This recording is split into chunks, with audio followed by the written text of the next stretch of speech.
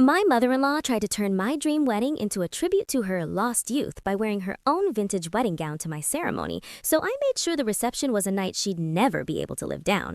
From the moment I met Diane, she treated me like a rival rather than a daughter-in-law. She was a former pageant queen who couldn't stand the fact that her son, Caleb, was finally putting another woman first. When she saw my Vera Wang gown, she literally scoffed and told me it lacked classic elegance, but I never expected her to show up to the church in a floor-length beaded white gown from the 80s, her actual wedding dress. The guests were whispering, and Caleb was mortified, but Diane just floated around with a smug grin, stealing every photo and acting like the guest of honor.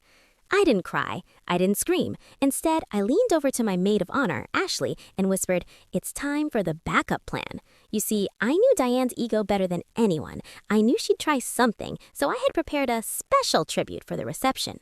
When it was time for the speeches, the lights dimmed for a surprise slideshow I had prepared.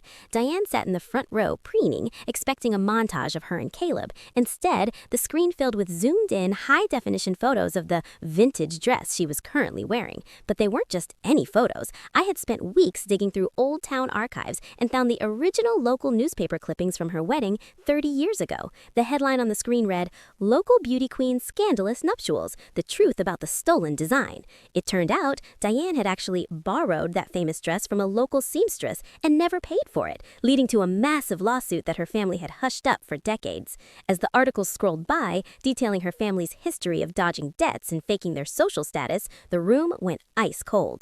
Diane's smug grin vanished. She looked like she wanted to melt into the floor, but I wasn't done. I took the microphone and said, "Diane, we wanted to celebrate heritage tonight, so I've invited a special guest." Out walked the now elderly seamstress she had cheated 30 years ago. I had tracked her down and paid her the full original debt plus interest out of my own pocket. I handed the woman the microphone, and she thanked Diane for finally having the conscience to pay her back in front of the whole town. Diane fled the reception in tears, tripping over her stolen lace on the way out. She hasn't spoken to us in 6 months, and Caleb finally sees her for who she really is.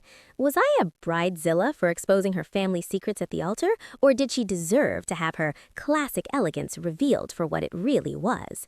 Let me know in the comments.